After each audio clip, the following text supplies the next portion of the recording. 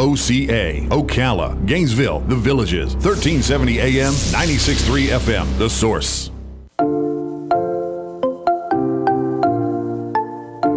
All right, 25 minutes before 11 o'clock. Beautiful Monday morning. Hope you are doing well.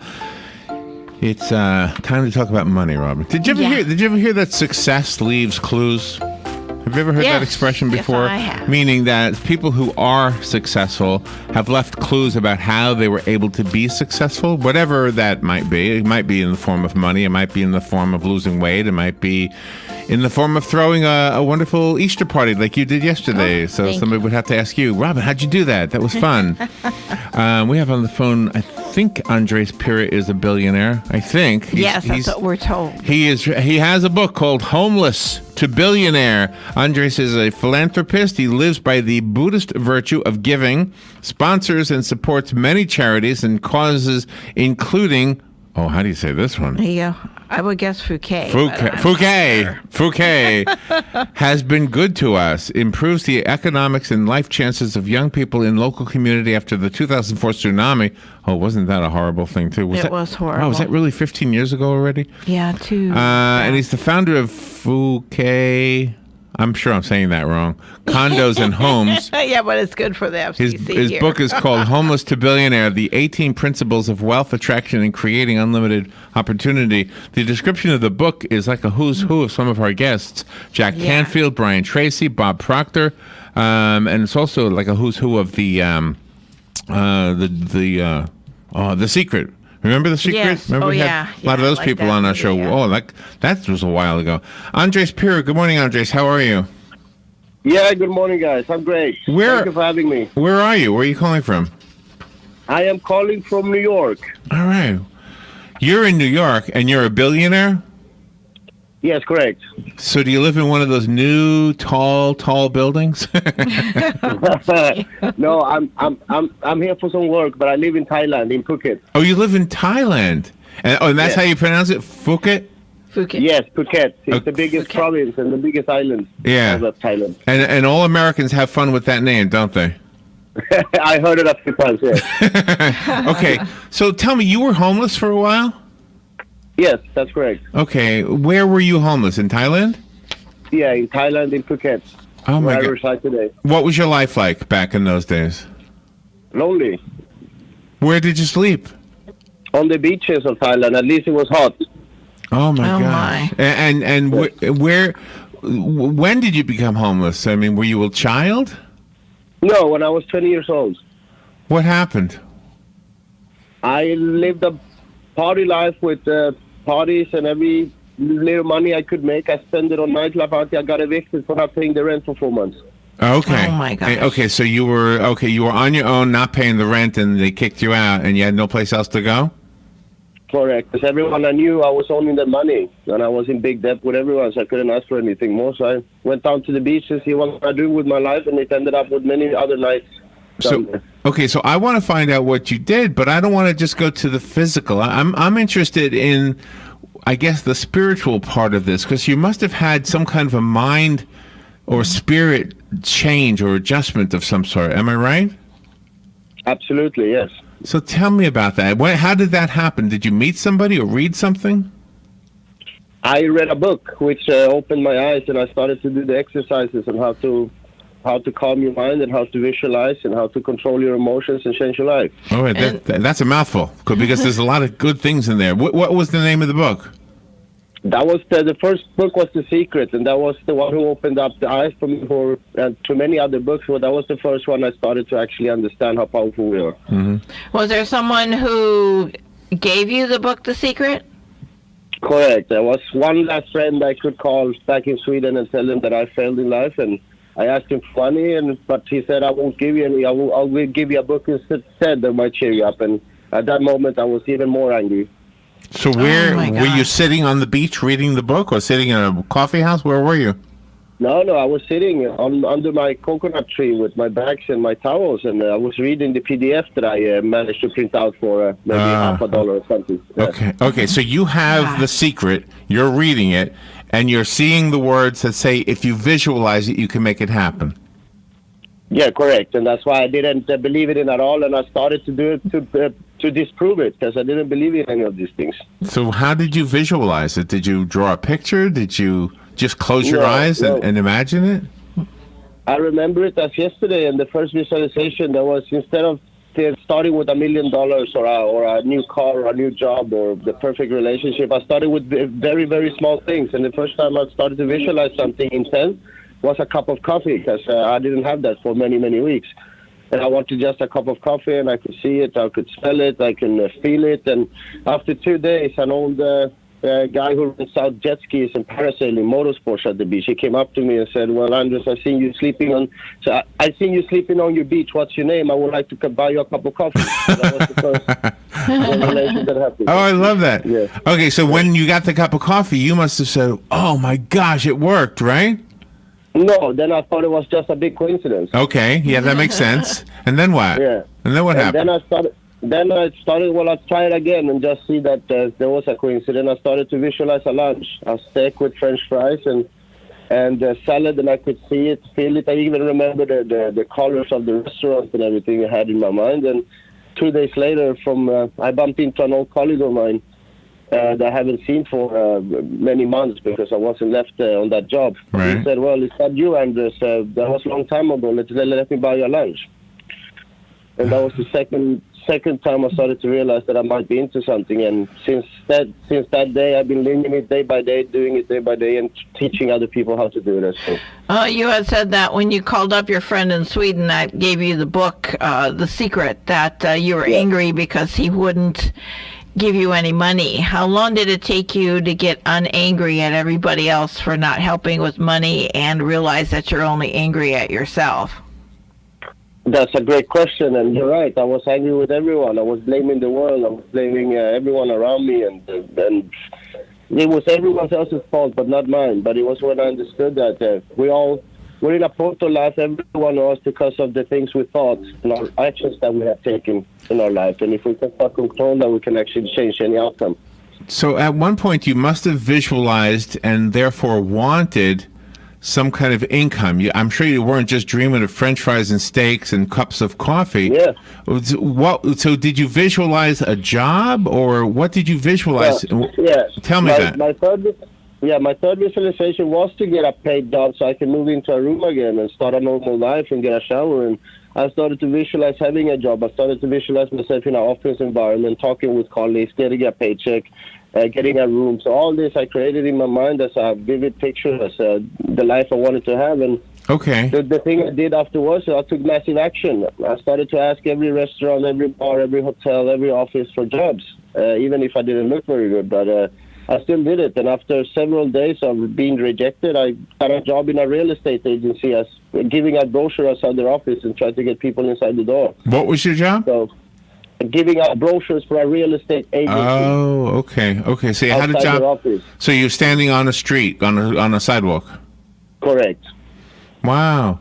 And so you knew, at least you felt like the three things, the coffee, the steak, and now the job, were because you visualized those things. Yes, correct. Has it ever been, has your time always been smooth sailing since you've realized that and practiced that, or have you had setbacks? I had a lot of setbacks still, and when I finally became successful and started my own company, I went bankrupt after the first year and lost everything again. Oh, and how did you recover from that? I started to do the things that made me successful, and I failed because I stopped doing the things that made me successful in the first place, visualizing, goal setting, meditation, and vision boards, and all this kind of mindset exercises and tricks you do to propel you further. And I stopped doing all that, and I started to be worried about how to pay my bills, and that's what I created instead. So is there enough experience with this for you to help us understand why it works?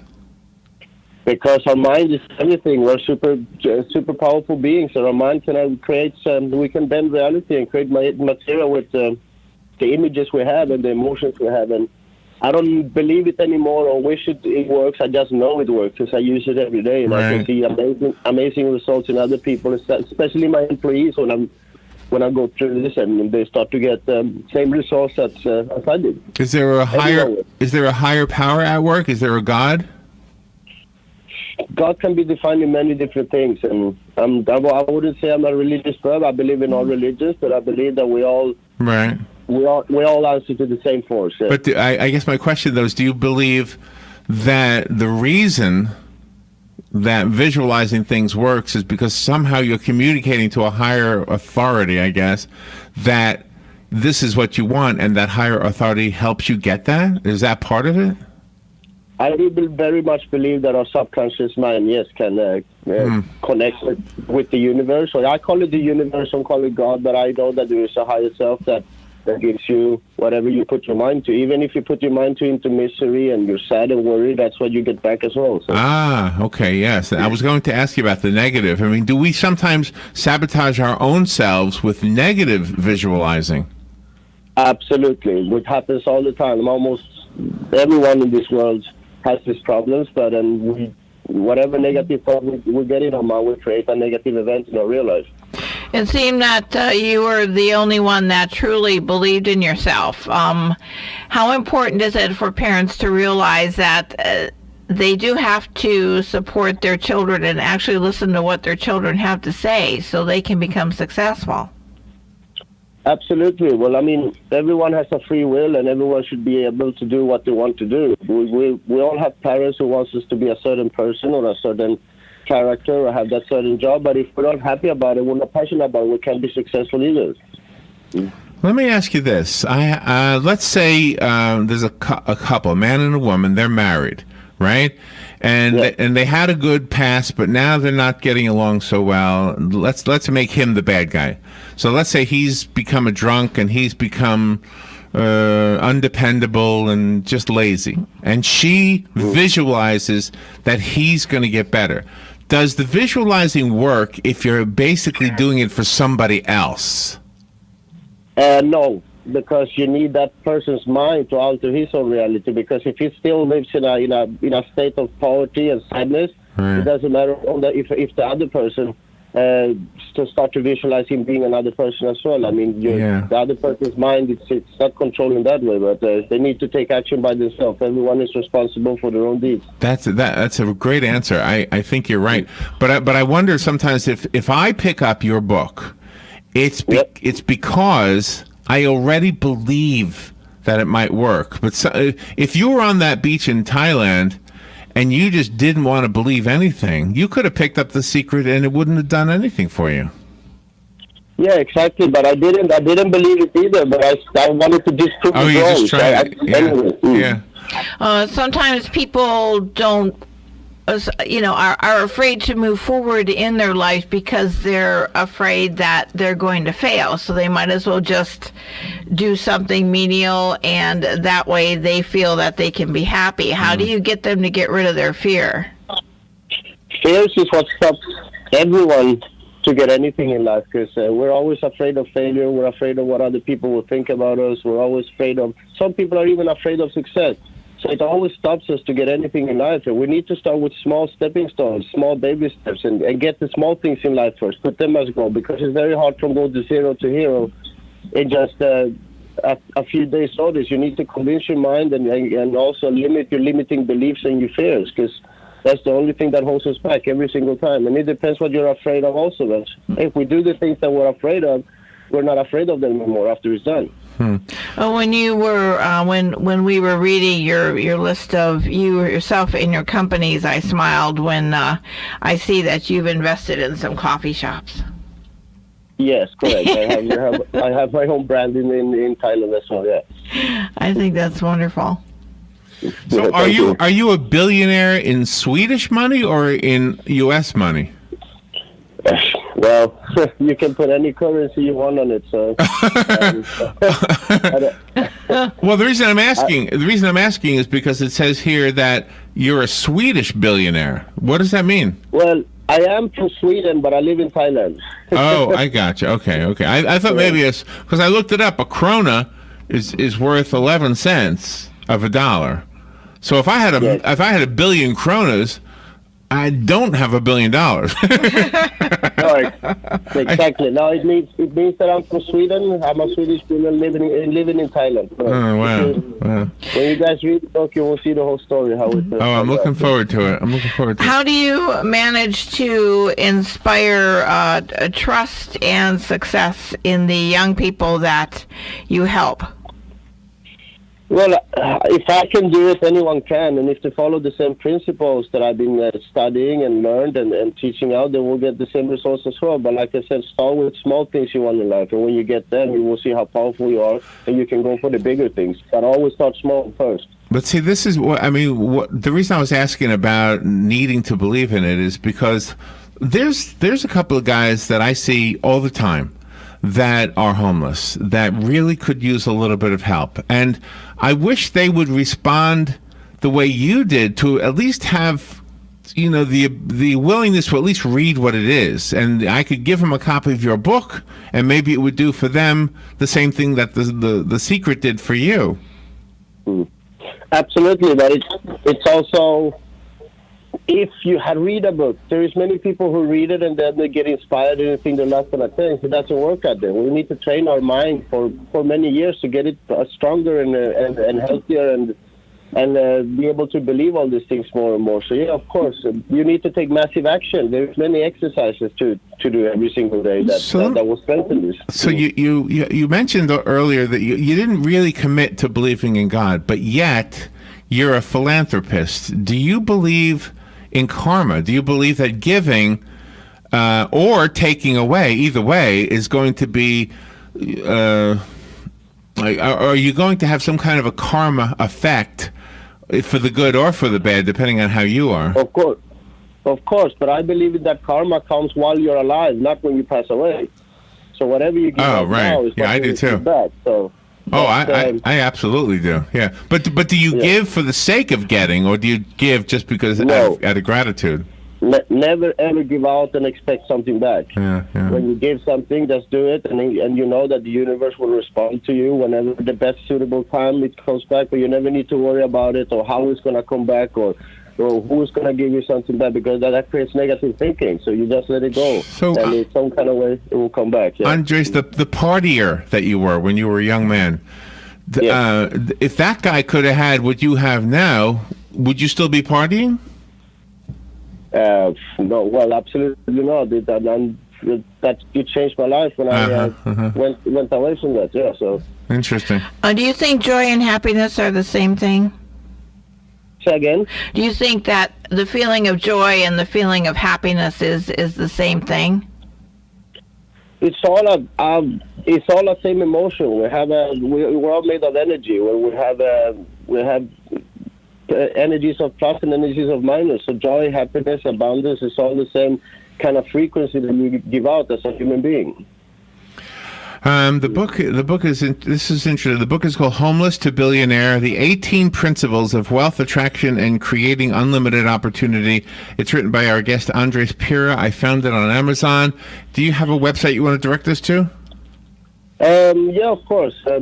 People can also download the 18 Principles in a short version for free, or download a chapter in the book and see if they like it first at andrespira.com. Or go into Amazon, and hopefully will help and inspire much other people and see how it could help me. And if I can do it, they can as well. How did you choose? How did you choose how to list the principles in your book? Is one more important than the other? I think all of them are important, but especially the one with the law of vibrational giving. I started to be successful, and I started to give other people what I wanted first, in form of. If I wanted money, I helped people make money first. If I wanted to be successful, I was starting to make other people successful. So I think it's one of the best chapters is to see that you're actually, when you give, you receive more. Yeah. So do you have any in the 18 principles, are any of them visual? Like some people will say make a scrapbook or make a video that you look at all the time or listen to an audio tape. Does any of that, are any of those things recommended? Absolutely. And it's all about goal setting. And when you have your goals, you start to visualize having your goals. that you want to achieve, be, do, or have, and also how to make them materialize, and how to do daily exercises, and with pen and paper in mind, and visualization parts. Yes. So what are you visualizing today? What do you want to see in your future? For the moment, I'm visualizing seeing as many people as possible changing their life and reading the book and taking it after, and getting more fantastic emails, which I get from all over the world now, thanking me for the principles I've been writing down, and people actually using them and getting the same results, and that really makes me happy to see. So my biggest goal now is to reach out to as many people as possible. Okay, and we can get your email address on your website, andrespira.com? Absolutely. Okay. And what is the one thing that you tell people to keep them from getting discouraged? Because we're always worried about what others, or what will think, or if it's not right within the other people's eyes, or we don't want to fail, or we don't want to succeed. So we're always in a comfort zone, and we don't want to move forward or take a step towards any goals we want. But the first step is we need to do things that we're not uncomfortable to be able to grow. Well, I love that. I've always been interested in this topic, and you've sold me on the book, Andres. The book, again, Homeless to Billionaire, Andres Pira. Thank you for sharing your story with us and for giving us some reason to have hope. Because I think what you're basically saying is any of us can have anything we want as long as we believe in it and go for it. I mean, when you visualize your job, you didn't get one like a cup of coffee was given to you. You actually had to go and apply. So you had to show up. Mm-hmm. That's what I mean. We have to take action. It doesn't work to just sit on a chair and believe everything will dump into your knee. But after we've done our visualizations and goal setting, we need to take action and do the things, or talk to people that already has it, and that's how you take the first step. I think you're right, Andres. Thank you for sharing that wisdom with us, and congratulations on your success. Absolutely. Thank you so much for having me. You're welcome. All right, we'll take a break. Be right back.